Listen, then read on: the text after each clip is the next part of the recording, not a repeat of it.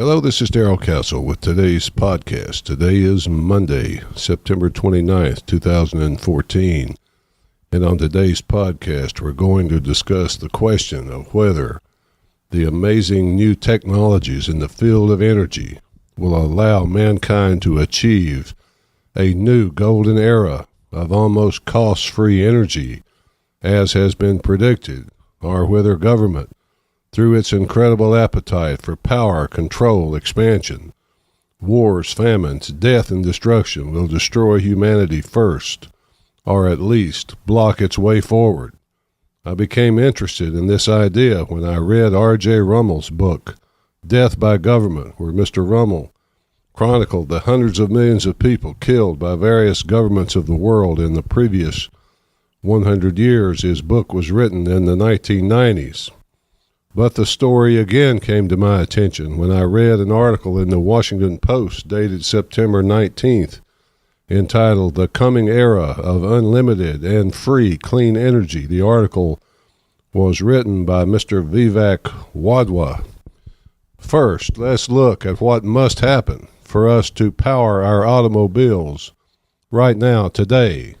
To get the gasoline you burn in your car, number one, crude oil has to be pumped from a field in the Middle East. Number two, pumped through a pipeline to a dock. And three, pumped onto a ship. Four, the ship travels thousands of miles across the ocean to a refinery. Five, it is pumped to a storage tank. Six, it is pumped from that storage tank into a distillation tower, where seven, it is heated and condensed into gasoline. And eight, the gasoline is pumped into another storage tank. Then nine, pumped hundreds of miles through a pipeline to a distributor's storage tank, where 10, it is pumped into a semi-truck that drives it to a gasoline station storage tank, where 11, you finally pump it into your car, which 12 sends it to your engine. 90% of the energy from all of this pumping and transporting and refining becomes waste heat rather than moving you forward where you want to go. The new energy revolution projected by the people working on it today would allow you to produce electricity in your own home without losing any power in transmission lines, with no middlemen, by storing power in the new battery systems now coming online, simpler, cleaner, and more efficient, they promise us. In Mr. Wadhwa's article, he describes the solar energy field now as akin to the cell phone and internet world of the early 90s. In the 1980s, developers were skeptical, saying coverage for cell phones would always be patchy, costs were exorbitant, and would limit production. But by the year 2000, there were more than 100 million cell phones in use, and now there are billions. Even the poorest people around the world have them. That is where we are with solar energy, according to the article. Right now, solar accounts for less than 0.5% of U.S. electric generation. Well then, having said that, where does electricity come from? Well, quite simply, it comes from coal. 39% of it comes from coal. So it is fair to say that electric cars are powered by coal in the long run, because they run on electricity which comes from coal. 20% of electricity comes from nuclear, but only 13% from renewables, such as hydroelectric, geothermal, wind, and solar. Mr. Stephen Petranek, in his article, The End of Energy as You Know It, tells us that there are currently 65 nuclear power plants operating in 31 states. But the disadvantage of nuclear is that no one wants a nuclear power plant built in his backyard.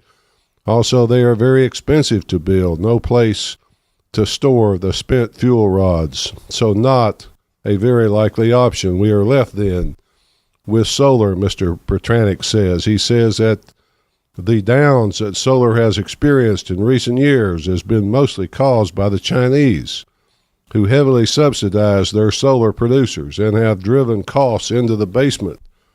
The World Bank tells us that China is now the world's #1 investor in solar. Other companies could not match their competition and went under or were bought by Chinese conglomerates. This is where, I suppose, Solyndra went, subsidized heavily by the United States, but not nearly as heavily as the Chinese subsidized their company. Solyndra operated for a few weeks and went into bankruptcy, taking hundreds of millions of U.S. taxpayer dollars with it.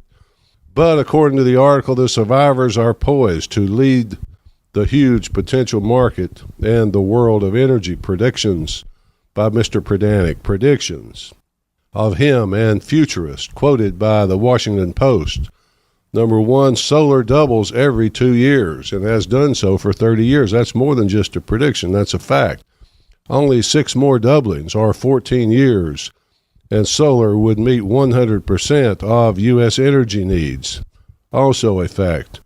Number two, inexpensive renewable sources will provide more than the world needs in less than 20 years, and even then, we will tap only 1/10,000th of the sun's potential capability. That is their prediction. Within a decade, solar will be so cheap, fossil fuel systems will be obsolete. Municipal power companies will be in bankruptcy because every home and business will have its own solar system, as will each individual vehicle. Governments are fully behind solar, so that is enough in and of itself to foul up the system. So it is predicted by these people that we are heading into a new era of abundance, where the basic needs of us all are met through advancing technologies. On the other side of the argument, there are those who say coal is still king and will be for a long, long time to come. They say it is extremely foolish to say that America could run on renewable energy since they only account for 13% of U.S. production. In my mind, it is a race between advancing technology against the dead weight of government. Will it spin us into oblivion or annihilate us in World War III or IV? Who will win? Who knows? Time will tell. But if I were a gambling man, I would not want to bet against the people who run the U.S. government and those who run them. It is pretty good at what it does, that being death and destruction. At least that's the way I see it, folks. Until next time, this is Darrell Castle. Thanks for listening.